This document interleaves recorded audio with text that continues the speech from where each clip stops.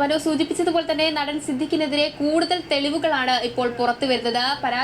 പരാതിയുടെ പിന്നാലെ തന്നെ അന്വേഷണം നടത്തിയിരുന്നു, തെളിവെടുപ്പ് നടത്തിയിരുന്നു. അതിൽ മസ്കറ്റ് ഹോട്ടലിൽ വെച്ചാണ് തനിക്ക് നേരെ ഇത്തരത്തിലൊരു മോശം അനുഭവം ഉണ്ടായത് എന്ന് പരാതിക്കാരി അറിയിച്ചിരുന്നു. അതിന്റെ പശ്ചാത്തലത്തിൽ മസ്കറ്റ് ഹോട്ടലിലും ഇത്തരത്തിൽ സിദ്ദിഖ് നിന്നതിന്റെ അല്ലെങ്കിൽ താമസിച്ചതിന്റെ തെളിവുകൾ നടി പറയുന്ന ദിവസങ്ങളിൽ സിദ്ദിഖ് താമസിച്ചതിന്റെ തെളിവുകളൊക്കെയും ആദ്യഘട്ട തെളിവെടുപ്പിൽ ലഭിച്ചിരുന്നു. അതിന് പിന്നാലെയാണ് ഇപ്പോൾ കൂടുതൽ തെളിവുകൾ പുറത്തു വന്നിരിക്കുന്നത്. സാക്ഷി മൊഴികൾ ലഭിച്ചെന്നാണ് പോലീസ് വ്യക്തമാക്കുന്നത്. നിലവിൽ മ്യൂസിയം പോലീസ് സ്റ്റേഷനിൽ രജിസ്റ്റർ ചെയ്ത കേസാണ് ഇത്.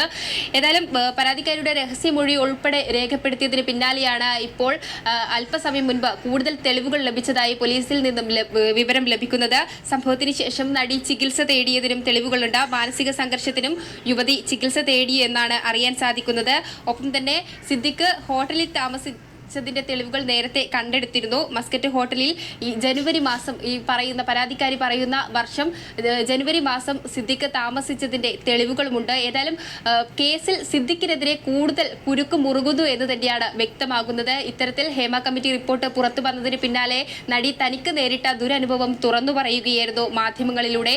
പിന്നീടാണ് പരാതിയുമായി പോയത്. മ്യൂസിയം പോലീസ് സ്റ്റേഷനിലെത്തി പരാതി നൽകുകയും ഉടൻ തന്നെ അന്വേഷണവുമായി പ്രത്യേക അന്വേഷണ സംഘം ഇറങ്ങുകയും ചെയ്തിരുന്നു. ഇതിന് പിന്നാലെയാണ് മസ്കറ്റ് ഹോട്ടലിൽ പരിശോധന നടത്തിയത്.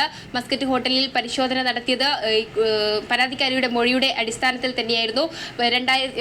ഈ ജനുവരി മാസം 3 ദിവസം സിദ്ദിഖ് താമസിച്ചതിന്റെ തെളിവും മസ്കറ്റ് ഹോട്ടലിൽ നിന്ന് നടത്തിയ പരിശോധനയിൽ ലഭിക്കുകയുണ്ടായ ശേഷം രഹസ്യമൊഴി രേഖപ്പെടുത്തിയിരുന്നു. രഹസ്യമൊഴിയിൽ മാധ്യമങ്ങൾക്ക് മുന്നിൽ പറയാത്ത ചില കാര്യങ്ങൾ നടി പറഞ്ഞ ഒരു അറിവും കൂടിയുണ്ട്. അതിന്റെയൊക്കെ പശ്ചാത്തലത്തിൽ തന്നെ ആണ് ഇപ്പോൾ കൂടുതൽ തെളിവുകൾ പുറത്തു വന്നിരിക്കുന്നത്. കൂടുതൽ സാക്ഷി മൊഴികളാണ് പുറത്തു വന്നിരിക്കുന്നത്. അതുകൊണ്ട് തന്നെ കുരുക്ക് മുറകുന്നു എന്ന് തന്നെയാണ് വ്യക്തമാകുന്നതും. ഇത്തരത്തിൽ ഒരു കേസിൽ നടൻ സിദ്ദിഖിന് കാര്യമായ പങ്കുണ്ട് എന്ന് തന്നെയാണ് വ്യക്തമാകുന്നതും. ഇത് നിഷേധിക്കുന്ന സമീപനങ്ങളൊക്കെയും സിദ്ദിഖിൽ നിന്നുണ്ടാകുന്നുണ്ടെങ്കിൽ കൂടിയും ഇവിടെ പരാതിക്കാരി പറയുന്നതിനനുസരിച്ചുള്ള തെളിവുകൾ, ശക്തമായ സാക്ഷി മൊഴികളടക്കം അന്വേഷണ സംഘത്തിന് ലഭിച്ചിട്ടുണ്ടെങ്കിൽ ഒരുപക്ഷെ വരും ദിവസങ്ങളിൽ അറസ്റ്റ് അടക്കമുള്ള ശക്തമായ നിയമ നടപടികളിലേക്ക് പോകാനുള്ള സാധ്യതയാണോ ഇപ്പോൾ തെളിയുന്നത്?